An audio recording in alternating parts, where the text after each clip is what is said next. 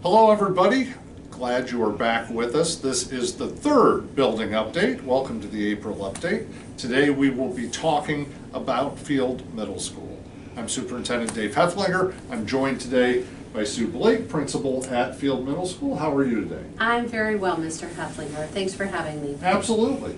So how long, let's start with here, how long have you been principal at the middle school? I have been principal at the middle school for 16 years now. 16 years. Yes. And how long total in the field schools? This is my 29th year in the district. I started off as a teacher at Suffield Elementary, moved into administration. I've been an administrator in all the buildings in the district and finally landed at the place I love, Field Middle School. Well, that's awesome. Boy, the whole career here. Yes. That's absolutely great. Absolutely great. Well, we just want to talk a little bit about what's been happening in the building. I know from the banner and things outside that making middle grades work is part of what your building has been working on, the staff has been working on for a couple of years now. Talk to us a little bit about what that means, what they're doing, and what this is going to bring to the middle school. Oh, certainly. I'm excited about the work that our teams do as a result of our Making Schools Work affiliation. It is a continuous improvement effort. We focus on data and certain aspects of our school that we want to improve or enhance. So we have 6 teams.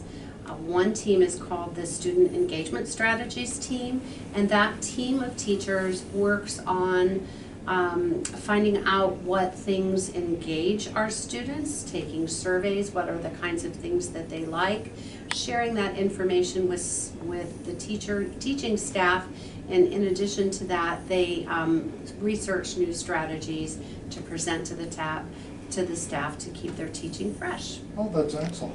Yes.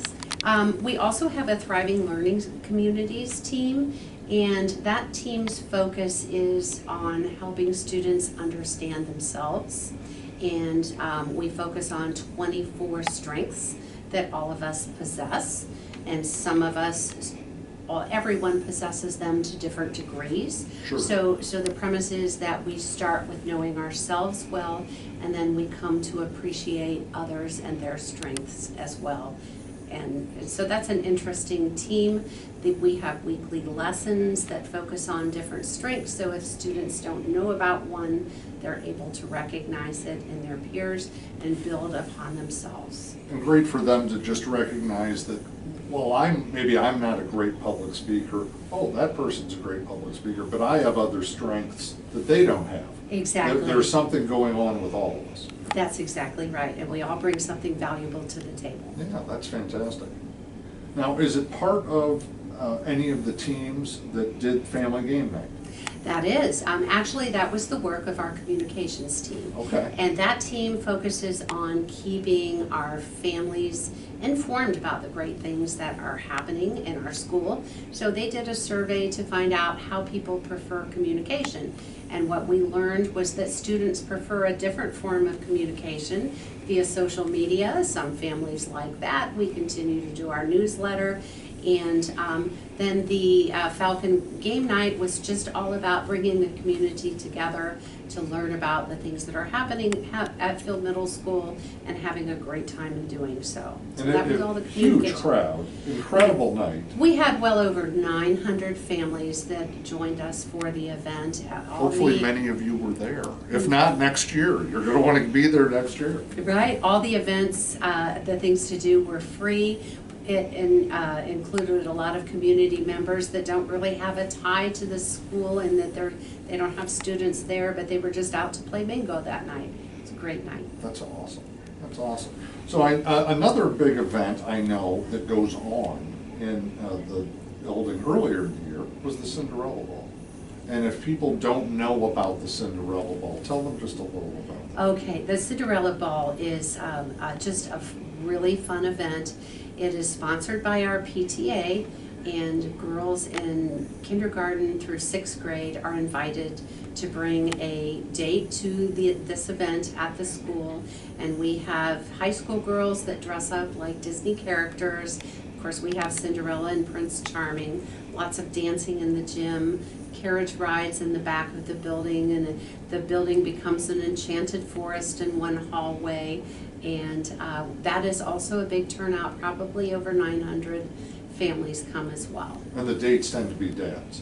The dates tend to be dads, or sometimes we'll have 2 dads or grandparents, a variety. That's very nice. A variety. Excellent.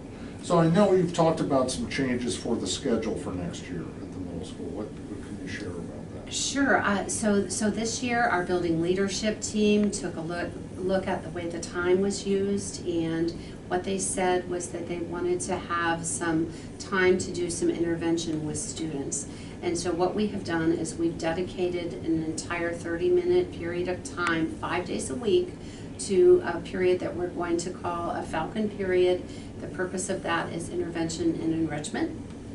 And the idea is that we will have all hands on deck, so even our encore teachers, some of our paraprofessionals will have groups of students, and will be dynamic groups. So if a student needs help with, say, math, they might visit the math teacher today, and they might go to enrichment tomorrow to work on a fun art project. And without a dedicated time, it can be so hard in the confines of a schedule where you're changing classes on every bell and people are moving all the time. To have that time to do something one-on-one or with a small group of 4 or 5 students who are struggling in a particular area, I would think this will really enhance their chances to catch up and not fall behind from the beginning. That's a really, that's a key idea. The other thing is that we're really excited about is our assessment best practices team is implementing a redo and retake policy across all departments next year. So if a student fails or performs poorly on a major assessment, there'll be the opportunity for remediation and then a redo. And the whole idea is that it's about mastery of the standard. It might not, might not reach that point all at the same time. Sure. So students will have that extra time in that intervention and enrichment period to do that catch up and demonstrate their mastery. And for so many subjects, particularly math and science, knowledge builds on knowledge. And if you don't master one thing, it can really impact your mastery of things later on in the school year. That's exactly right. That's very good. Well, talk to us about what else is happening at the middle school. Well, speaking of demonstrating mastery, then we have our state assessments that are underway. Starting tomorrow, our 8th graders will be taking a science test, and then next week they'll be taking the state assessments in math. And I have to boast that our scores are always top of the county. We're usually second only behind Aurora, so our students perform quite well. But the data we get from the test is used in a way to inform instruction as we move forward. So we're always looking at continuous improvement. Very good. Well, I appreciate your time. I appreciate you being here, and I appreciate all of you being here and watching again this month. Our last building update, last but not least, the high school, sometime in the later part of May. Watch for that, and you'll learn all about the high school. If you have not tuned in previously, you should go back, watch our Suffield update, our Brimfield update. Good information from all of the buildings. Thanks again, Sue, for being here. I really appreciate it. Thank you. And thank you all for watching. Until next time, have a great day.